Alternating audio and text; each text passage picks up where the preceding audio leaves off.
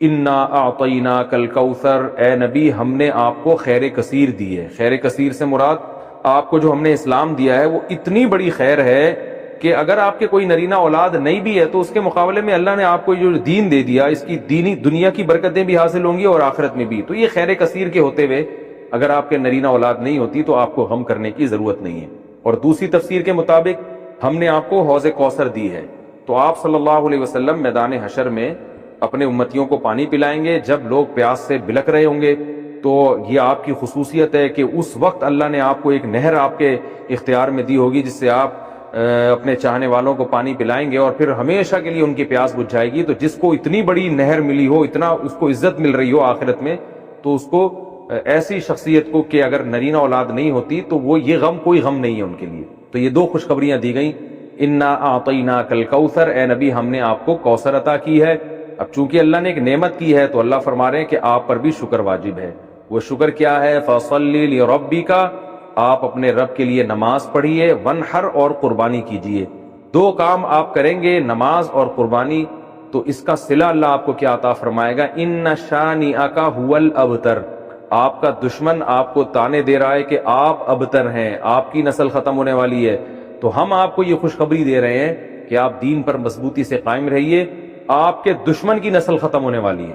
تو ان کے جسمانی بیٹے تو ہوں گے، روحانی اولاد نہیں ہوگی ان کے، جس کا نتیجہ یہ نکلے گا کہ ان کے درجنوں بچے ہو کے بھی ان کا نام و نشان مٹ جائے گا۔ باپ دیکھیں، عرب کے بہت اولاد ہوا کرتی تھی، لیکن آج ان عرب کے سرداروں کا نام لینے والا کوئی بھی نہیں ہے۔ نہ ابو جہل کو پوچھا جاتا ہے، نہ ابو لہب کو، نہ عاص بن وائل کو۔ تاریخ میں ان کا تذکرہ ایک برے عنوان سے، برے نام سے کیا جاتا ہے، کوئی ان کو عزت دینے والا نہیں۔ حتیٰ کہ ان کی اولادیں بھی آگے جا کے مسلمان ہو گئیں، انہوں نے بھی اپنے باپ دادا کا ذکر چھوڑ دیا۔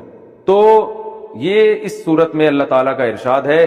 اچھا، اب اس میں جو کچھ علمی باتیں ہیں، نمبر ایک کہ اللہ تعالیٰ نے جب بھی کسی پر کوئی انعام کیا ہو، احسان کیا ہو، تو اللہ تعالیٰ چاہتے ہیں کہ اس کا تم شکر ادا کرو۔ تو اسی وجہ سے آپ صلی اللہ علیہ وسلم کو اس صورت میں خطاب کیا گیا کہ ہم نے آپ کو جب کوثر عطا کی ہے تو آپ اللہ کے بندے ہیں، لہذا آپ پر بھی اللہ کا شکر ادا کرنا واجب ہے۔ پہلی بات تو یہ پتہ چلی۔ دوسری بات یہ پتہ چلی کہ شکر ادا کرنے کا طریقہ ہمیشہ سے وہی ہوگا جو اس صورت میں بیان کیا ہے، ایک نماز اور ایک قربانی۔ نماز ہمیشہ یاد رکھیں کہ لیبل ہے جسمانی عبادت کا، اور قربانی لیبل ہے مالی عبادت کا، کیونکہ جب آپ جانور، عرب میں اونٹ جو ہے نا، یہ بہت قیمتی مال تھا، تو اتنے قیمتی مال کو کاٹ دینا یہ بہت بڑی قربانی سمجھی جاتی تھی۔ تو مطلب کیا ہے کہ آپ نے اللہ کو راضی کرنے کے لیے اپنے جسم کو بھی کھپانا ہے جیسے کہ نماز میں کھپایا جاتا ہے، اور اپنے مال کو بھی قربان کرنا ہے جیسے کہ قربانی میں کیا جاتا ہے۔ تو مراد صرف نماز اور قربانی نہیں ہے، بلکہ یہ ایک لیبل ہے، اور قرآن کا یہ طریقہ رہا ہے کہ وہ جزیات کے ضمن میں اصول اور قاعدے بیان کرتا ہے، مثالوں سے پورا ایک جو ہے نا لا بیان کرتا ہے، قانون بیان کرتا ہے۔ تو یہاں بھی ایک قانون بیان کیا جا رہا ہے کہ شکر کا دو طریقے ہیں، ایک جسمانی عبادت بھی اور مالی عبادت بھی۔ مال بھی خرچ کرنا ہے اور جو ہے جسمانی عبادت بھی کرنی ہے۔ اب تمام جسمانی عبادتیں اس میں آ گئیں، کیونکہ نماز سب سے اہم ہے اس لیے اللہ نے اس کو ذکر کیا، اس میں روزہ بھی آ گیا، اس میں حج بھی آ گیا، اور اس میں جو کچھ بھی ہم اللہ کے لیے اپنے جسم کو کھپاتے ہیں سب کچھ آ گیا۔ اور مال میں تمام مالی عبادتیں آ گئی، زکوٰۃ بھی آ گیا، فطرانہ بھی آ گیا، اور اللہ کی مخلوق کو اللہ کو خوش کرنے کے لیے اللہ کی مخلوق کو کھانا کھلانا، یعنی ہر وہ عبادت جس میں قربانی کا عنصر ہو۔ تو قربانی یعنی مالی قربانی کا عنصر ہو، تو مالی قربانی جو ہے وہ غریبوں کو کھانا کھلا کے بھی حاصل ہوتی ہے، رشتہ داروں پہ خرچ کرنا اور ضرورت مند کو قرضہ دینا، یہ تمام کی تمام چیزیں اس میں داخل ہیں۔ تو یہ بھی اس آیت سورت سے ہمیں پتہ چلتا ہے، اور یہ تو دوسری بات ہوئی۔ اور تیسرا جو سبق ہمیں اس سورت سے ملتا ہے وہ یہ ملتا ہے کہ جب آپ اللہ کا شکر ادا کرتے ہیں اور آپ اللہ کے حکام کو فالو کرتے ہیں تو روحانی نسل بہرحال آپ کی ہی بڑھتی ہے، اور اگر آپ اللہ کا شکر ادا نہیں کرتے تو آپ کی اولاد بھی آپ کو بھول جاتی ہے۔ جیسے کہ اولادیں تو ملی مشرکین مکہ کو، مگر کوئی ان کو یاد نہیں رکھتا۔ تو آج بھی ہم دیکھتے ہیں کہ دینداروں میں یہ چیز نظر آتی ہے، ان کی اولادیں والدین کے مرنے کے بعد موت تک ان کے لیے دعائیں کرتی ہیں، موت تک صدقہ خیرات کرتی رہتی ہیں، پھر آگے نسلیں پیدا ہوتی ہیں، وہ بھی اپنے باپ دادا کے لیے مغفرت کی دعائیں مانگتے رہتے ہیں۔ لیکن جو زیادہ نام نہاد لبرل لوگ ہیں وہ اپنی اولادوں پہ بڑا خرچ کرتے ہیں، مگر ہم دیکھتے ہیں کہ جب ان کے والدین کا انتقال ہوتا ہے تو اولادیں چند دنوں میں ان کو بھول جاتی ہیں۔ جتنا دین سکھایا ہوگا آپ کی اولاد آپ کو اتنا ہی یاد رکھے گی، اور آپ کی نسلیں آپ کو اتنا ہی یاد رکھیں گی، اور جتنا آپ نے اپنی اولاد کو دین سے دور کیا ہوگا تو آپ کی اولاد وراثت تو دبا کے لے گی آپ سے، سارے فائدے اٹھائے گی مگر آپ کو یاد نہیں رکھے گی۔ محمد راجہ انڈیا سے، کیا خالہ کے بیٹے کی بیٹی سے شادی جائز ہے؟ جی جائز ہے۔ کیا جنات انسان پر بھی عاشق ہوتے ہیں؟ جی ہوتے ہیں، ہو سکتے ہیں، لیکن لاکھوں میں کروڑوں میں کوئی ایک آدھ واقعہ ہوتا ہے، تو اس لیے امید ہے آپ پر عاشق نہیں ہوں گے۔ منی کے قطرے نکلنے کے دوران جو کپڑے پہنے ہوئے ہوتے ہیں کیا وہ سب ناپاک ہو جاتے ہیں؟ جی ناپاک ہو جاتے ہیں، البتہ ایک آدھ قطرہ اگر لگا ہے تو اس کو دھونا واجب نہیں ہے، تھوڑا وہ پھیل گیا ہے نا ہتھیلی کی گہرائی کے برابر، تو پھر اس کو دھونا بہرحال لازم ہے۔ میری ساس کی بدزبانی کی وجہ سے میری جٹھانی ان سے الگ ہو گئی، تو میں نے اپنے شوہر سے کہا کہ اپنی امی کو اپنے گھر لے آئیں، تو وہ ہمارے گھر آ گئیں۔ میں کینسر کی مریض ہوں اور مجھے کیمو بھی لگی ہوئی ہے، میں سارے کام کرتی ہوں مگر میرا ایک ہاتھ خراب ہو چکا ہے جس کی وجہ سے میں ان کے ہاتھ پاؤں نہیں دبا سکتی۔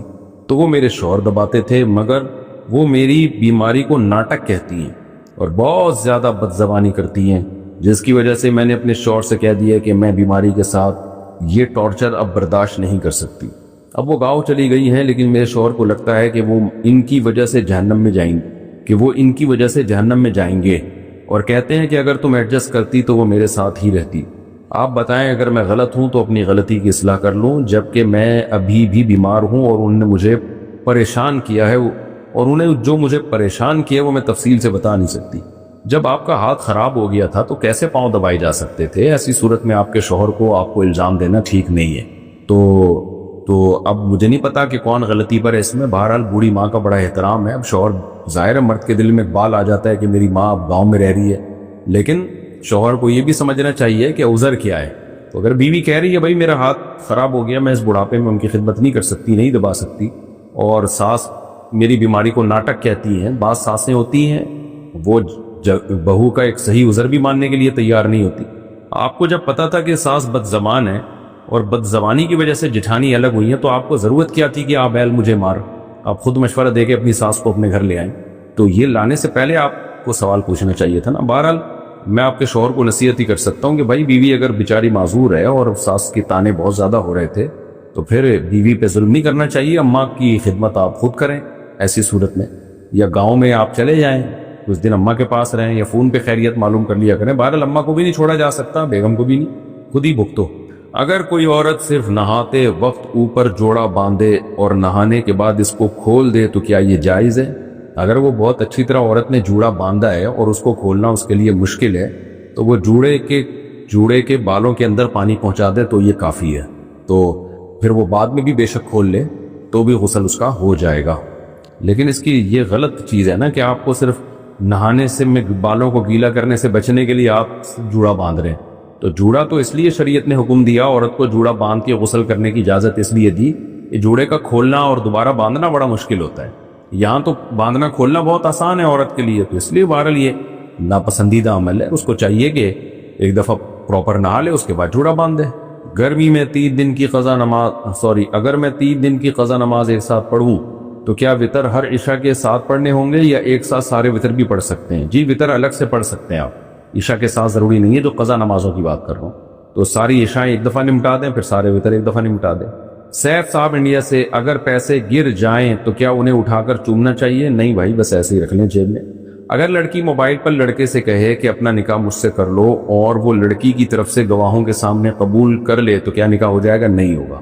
خاتون نے پوچھا ہے جی میرے شوہر تمباکو کھاتے ہیں اور مجھے اس کی بو سے نفرت ہے، جب وہ تمباکو کھاتے ہیں تو میرا ان سے بات کرنے کا بھی دل نہیں چاہتا، میں کیا کروں؟ وہ آپ کا بیان بھی شوق سے سنتے ہیں، آپ ان کو بتائیں نبی صلی اللہ علیہ وسلم نے فرمایا المسلم من سلم المسلمون بلسانہ ویدہ، نبی نے فرمایا مسلمان وہ ہے جس کی زبان اور ہاتھ کے شر سے دوسرے مسلمان محفوظ رہیں۔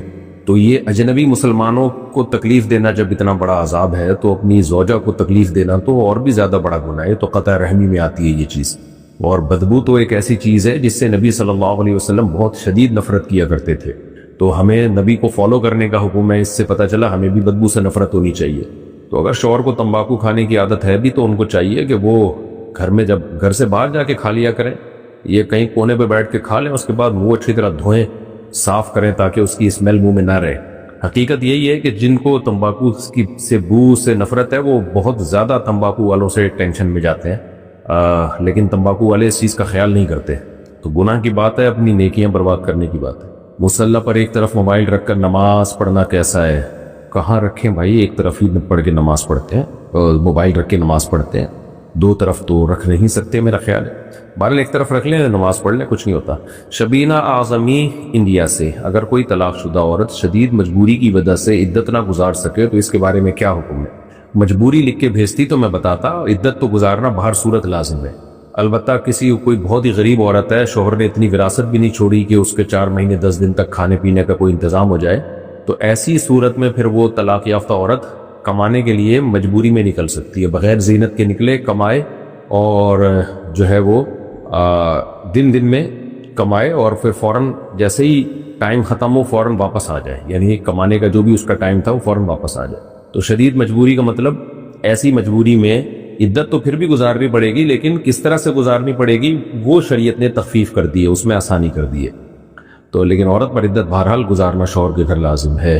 میں شادی شدہ ہوں اور ہماری شادی کو 10 سال ہو چکے ہیں، میں اپنے شوہر سے بہت خوش ہوں، مگر میرے والدین میرے شوہر سے بہت لڑتے ہیں اور مجھے ان کے خلاف جھوٹی باتیں بتاتے ہیں اور مجھے کہہ رہے ہیں کہ تیرا شوہر ہمیں کھا گیا اور تو ہمارے لیے مر گئی، مجھے کیا کرنا چاہیے؟ پہلی دفعہ سنا ہے کہ جی بیوی اپنے شوہر سے خوش ہے لیکن بیوی کے والدین خوش نہیں ہیں داماد سے۔ تو دیکھیں آپ کے شوہر نے کیا کیا ہے، ایسا تو نہیں ساس سسر سے پیسے لے کے کھا گئے ہوں۔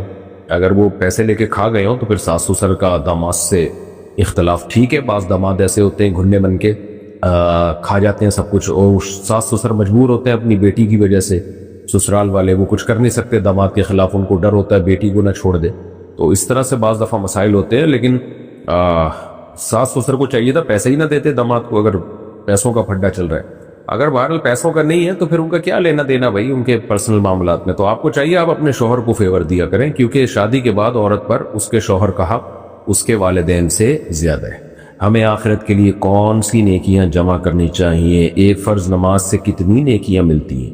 دیکھیں ہمیں ہر طرح کی نیکیاں جمع کرنی چاہیے، نیکیوں کی مختلف قسمیں، نماز میں الگ طرح کا ثواب ملتا ہے، روزے میں الگ طرح کا ثواب ملتا ہے۔ حدیث میں آتا ہے ایک دروازہ ہی اللہ نے روزے داروں کے لیے جنت میں خاص کر دیا ہے، جس کا نام ہے باب الریان، جو سیراب کرنے والا۔ تو ہر نیکی کا ایک الگ ثواب ہے۔ صدقہ اللہ کے غضب کو ٹالتا ہے، یہ بھی تو صدقے کا ثواب ہے۔ اللہ کے غضب کو ٹھنڈا کرنا ہے، کوئی گناہ غلطی سے ہو گیا آپ سے، توبہ استغفار بھی کریں اور صدقہ کریں، کیونکہ جو اللہ کو غضب آیا نا گناہ کی وجہ سے، وہ صدقے سے ٹھنڈا ہوتا ہے۔ غریب کی مدد کریں گے، اس کا پیٹ بھریں گے بھوکے کا، تو اللہ کو بھی آپ پہ ترس آئے گا قیامت کے دن۔ تو بہت ساری نیکیاں، اس لیے علماء کہتے ہیں ہر طرح کی نیکیاں جمع کرنی چاہیے ہمیں، نماز کی بھی، نفل نماز کی بھی، صدقے کی بھی، تلاوت کی بھی، ماں باپ کے ساتھ حسن سلوک کی بھی، رشتہ داری جوڑنے کی بھی، تو ہر نیکی کی الگ حیثیت ہے۔ انصاف قائم کرنے کے لیے ظالموں کی ٹارگٹ کلنگ کرنا کیسا ہے، جبکہ قانون بھی ان کا کچھ نہیں بگاڑ سکتا ہو؟ دیکھیں جس شخص کے بارے میں 100% یقین ہو کہ یہ ڈکیتیاں کر رہا ہے، لوگوں کو قتل کر رہا ہے، اور قانون اپنی ذمہ داری پوری نہ کر رہا ہو اور عوام میں سے کسی نے اٹھ کے اس کو قتل کر دیا، تو آخرت میں اس شخص پر کوئی گناہ نہیں ہوگا بلکہ ثواب ملے گا۔ لیکن عوام کو اس طرح کی اجازت اس لیے نہیں دی جاتی کہ عوام پھر اپنی ذاتی دشمنیاں بھی نکالنا شروع کر دیتی ہے۔ آپ نے کسی کو مار دیا ذاتی دشمنی کی بیس پہ، کل مفتی کے سامنے بیان دو گے یا کسی کے سامنے بیان دو گے کہ بھئی یہ تو ڈاکو تھا، تو اس لیے انتظامی معاملات کی وجہ سے عوام کو منع کیا جاتا ہے۔ لیکن آخرت میں اس کو اگر 100% یقین تھا نا کہ یہ واقعی ڈاکو ہے اور لوگوں میں فساد پھیلا رہا ہے، اور فساد کا مطلب زبان کا فساد نہیں بلکہ قتل و غارت کر رہا ہے، جیسے بعض علاقوں میں ہوتے ہیں کچے کے ڈاکو اور اس ٹائپ کے ڈاکو جو ہے نا، تو وہ لوٹ مار مچائی بھی ہوتی ہے اور حکومت ان کا کچھ بگاڑ ہی نہیں سک رہی ہوتی، یا سختی چاہتی نہیں ہے حکومت ان کو ختم کرنا۔ تو دونوں صورتوں میں عامی آدمی میں سے کسی نے اگر اس کو قتل کر دیا تو آخرت میں بہرحال حساب نہیں ہوگا، لیکن دنیا میں اگر آپ پکڑے گئے قانون کے ہاتھوں تو قانون تو پھر آپ کو جو بھی ملک کا قانون بنا ہوا ہے وہ سزا دے سکتا ہے۔ لیکن آخرت میں بہرحال نہ صرف یہ کہ عذاب نہیں ہوگا بلکہ بہت زیادہ ثواب ہوگا عوام کو ایک عذاب سے بچانے کا۔ لیکن پھر میں بتا دوں کہ لوگوں کو مشورہ نہیں دیا جا سکتا قانون ہاتھ میں لینے کا، مشورے سے نقصان یہ ہوگا کہ پھر لوگ جری ہو جائیں گے، بے گناہ لوگوں کو بھی قتل کرنا نہ شروع کر دیں اس بہانے، اور گورنمنٹ جب پکڑے گی تو گورنمنٹ تو پھر یہ آپ سے جو بھی گورنمنٹ لا ہے اس کے حساب سے حساب و کتاب کرے گی۔ ہمارے والد بہت غصہ کرتے ہیں اور ہر چیز پر ڈانٹتے ہیں، جبکہ باہر کے بچوں کے ساتھ بہت اچھے رہتے ہیں، ہمارا دل بہت دکھتا ہے جب ہم دوسروں کو دیکھتے ہیں کہ والد اور بچے آپس میں اچھے رہتے ہیں، جبکہ ہم دوسروں کو دیکھتے ہیں کہ والد اور بچے آپس میں اچھے سے رہتے ہیں۔ آپ ہماری رہنمائی فرمائیں۔ مجھے بڑی حیرانگی ہوتی ہے بچوں پہ والد کو غصہ آتا کیسے ہے. بچے تو اتنی اٹریکٹیو چیز ہیں, چھوٹے بچے, دل چاہتا ہے ان کو پیار ہی کرتے رہو. میں تو اکثر لوگوں سے کہتا ہوں ہمارا تو دل ہی نہیں کرتا کہ بچے بڑے ہوں بھائی. لوگ کہتے ہیں نا جلدی جلدی بڑے ہو جائیں, میرا دل چاہتا ہے چھوٹے ہی رہیں. کیسے پننے پننے سے ہوتے ہیں, ایسی پیاری پیاری باتیں کر رہے ہوتے ہیں, کھیل کیسے, بچیاں کیسا اچھا کھیل رہی ہوتی ہیں آپس میں. آپ بچیوں کو کھلونے لا کے دے دیں کچن کے, کیسے کھیل رہی ہوتی ہیں, میں بریانی بنا رہی ہوں, میں آٹا گوندھ رہی ہوں, میں چائے بنا رہی ہوں, آپ آپس میں لگی رہتی ہوں. لڑکے بھی کیسا ماشاءاللہ کھیل رہے ہوتے ہیں ادھم مستیوں میں. تو بچہ تو اس قابل نہیں ہے کہ اس کو ڈانٹا جائے. تو اس لیے والد کو چاہیے اپنے بچوں سے محبت کرے, ان میں کھیلے. ٹھیک ہے تھوڑا روب بھی قائم رکھے تاکہ وہ باپ ہی نہ بن جائیں گھر میں. روب ہم انگریزوں کی طرح بھی قائل نہیں ہے کہ ان کو کچھ کہا ہی نہ جائے. تو کوئی واقعی بات ہو تنبیہ کرنے کی تو بچوں پہ تھوڑی سی سختی بھی کی جا سکتی ہے, لیکن نارملی بچہ سختی کے لائق نہیں, محبت کے لائق ہی ہوتا ہے. تو بہت افسوس ہوتا ہے کہ ماں باپ اپنے بچوں کو سے محبت نہیں کر رہے. باپ جو ہے وہ اپنے بچوں کو ٹائم نہیں دے رہا, محبت نہیں کر رہا. تو ان کو چاہیے کہ آگے بیٹھا کریں, گپ شپ لگایا کریں. اور ہر وقت اصل میں ہوتا یہ نہیں ہے کہ باپ کو بچوں سے نفرت ہے, کبھی بھی باپ کو بچوں سے نفرت نہیں ہوتی. ہو باپ میں اصل میں تربیت کا غلبہ ہوتا ہے کہ میں نے اپنے بچوں کو بالکل سیدھا چلانا ہے, ٹھیک کرنا ہے. تو یہ بھی محبت ہی ہوتی ہے. لیکن اب اس محبت کی وجہ سے بجائے بچے سدھرنے کے بگڑنا شروع ہو جاتے ہیں, کیونکہ آپ ہر وقت تربیت ہی میں لگے رہتے ہو. تو جب باپ گھر میں آتا ہے نا, اس کو چھوٹی چھوٹی بچوں کی غلطیاں بری لگتی ہیں. اس لیے نہیں کہ اس کو بچوں سے نفرت ہے, اس لیے کہ وہ چاہتا میرے بچے بالکل صراط مستقیم پہ چلے, بہت ہی خاندانی بچے کہلائیں. تو یہ محبت ہی کی وجہ سے باپ کی خواہش ہوتی ہے. لیکن اب اس محبت میں وہ کیا کرتے ہیں کہ ہر وقت ڈانٹ ڈپٹ, تربیت یوں ایسے نہیں ویسے, ہر وقت الٹ پٹانگ ان کو تانے دینا. تو بچوں میں تھوڑی اتنی سمجھ ہوتی ہے, بچے سمجھتے ہیں ابا ہمارا جو ہے نا وہ ظالم ہے. اس لیے باپ کو چاہیے کہ وہ محبت بھی دے ان کو, کبھی کبھار تنبیہ بھی کرتا رہے. تو یہ جو رویہ ہے کہ گھر میں جب باپ آئے تو بچے کانپنا شروع کر دیں اور بچے چاہیں کہ کاش یہ گھر میں نہ ہی آتے, تو یہ باپ کے ناکام ہونے کی دلیل ہے. تو جو بچے گھر میں ابو کا, ابا کا, پاپا کا, ڈیڈی کا انتظار کرتے ہیں نا کہ آئیں تو ہمیں خوشی ہوگی, اس کا مطلب ابا صحیح چل رہے. اور جہاں بچے یہ ہو کہ یار ابا کیوں آ رہے ہیں, اس کا مطلب کچھ ابا کا جو ایٹیٹیوڈ ہے بچوں کے ساتھ وہ شاید صحیح نہیں ہے. ہمیں آخرت کے لیے کون سی نیکیاں, اچھا یہ ہو گیا. اگر باپ بہت ماڈرن ہو اور بچوں کو بھی ماڈرن بنانا چاہے تو کیا تب بھی باپ کی مرضی چلے گی؟ اب ماڈرن کا کیا مطلب ہے بھائی؟ اور ماڈرن کا الٹ ہوتا ہے, اپوزٹ ہوتا ہے دیسی پن. اب بچے کیا چڈی بنیان میں گھومنا چاہتے ہیں دیسی پن میں؟ ویسے تو چڈی ماڈرن لوگوں کا ہی لباس ہے. کیا آڑے ترچھے کپڑے پہننا چاہتے ہیں؟ تو ماڈرن کا لفظ مبہم ہے, میں سمجھا نہیں آپ کیا سوال پوچھنا چاہتے ہیں. بہرحال اگر شریعت کے خلاف باپ چاہتا ہے کہ بچے چلیں تو پھر بچوں پر باپ کی اطاعت لازم نہیں ہے. باقی ماڈرنزم, اسلام ماڈرنزم کے خلاف نہیں ہے, خوب سمجھ لیں. تو ہمارے ہاں یہ بڑا مسئلہ ہے کہ چند روایتی چیزوں کو ہم نے اسلام سمجھ لیا. وہ تو نبی کا کلچر تھا, نبی صلی اللہ علیہ وسلم کے دور کا. کلچر ہمیشہ چینج ہوتا رہتا ہے, تو ہر دور کا کلچر ایک الگ ہوتا ہے, ڈریسنگ میں بھی اور باقی لائف اسٹائل میں بھی. تو ہاں ابا جو ہے شریعت کے خلاف کسی بات کا حکم نہ دیں, تو وہ آپ سوال لکھ کے بھیجیں گے کہ ابا آپ کو کیا حکم دیتے ہیں, وہ میں پھر بتاؤں گا کہ ابا کی چلے گی کہ نہیں چلے گی. ہمارے ہاں اولاد نہیں ہو رہی. ایک لڑکا ہوا تھا جس کی 25 دن میں وفات ہو گئی, اس کے بعد ایک مرتبہ مس کیریج ہو گیا, رہنمائی فرمائے. دیکھیں ایسا بہت شادی شدہ جوڑوں کے ساتھ ہوتا ہے, 4 5 دفعہ مس کیریج ہوتا ہے, پھر بھی اولاد ہو جاتی ہے. تو آپ ڈاکٹر سے رابطہ کریں. یہ تو شرعی مسائل بتانے کا چینل ہے نا, میڈیکل ٹپس دینے کا تو نہیں ہے. یہ ڈاکٹروں سے, آپ جو گائنی کی ڈاکٹرز ہیں وہ اکثر اس میں اچھا گائیڈ کر دیتی ہیں, تو وہ آپ کو بتائیں گی. یا کوئی طبیبہ ہو لیکن بہت ماہر طبیبہ, طبیبہ سے مراد جو حکیم ہوتے ہیں نا, لیکن اس میں کوئی ماہر ہو. اس میں حکیموں میں ڈرامے بازیاں بہت ہو گئی ہیں, فراڈی پن بہت آ گیا ہے. تو کوئی واقعی ہو تو اس سے علاج کرائیں. یہ کیونکہ یہ پرانی بیماری ہے. جو بیماریاں بہت پرانی اور صدیوں سے چلی آ رہی ہیں نا, تو ماہر حکیم بھی اس کا اچھا علاج کر لیتے ہیں, کیونکہ یہ چیز تجربے سے ہو چکی ہے نا. وہ بہت پرانی, جو صدیوں پرانی بیماریاں چلی آ رہی ہیں, تو حکیموں کے بھی اس میں بہت تجربے ہو چکے ہیں. لیکن صحیح حکیم ہونا چاہیے.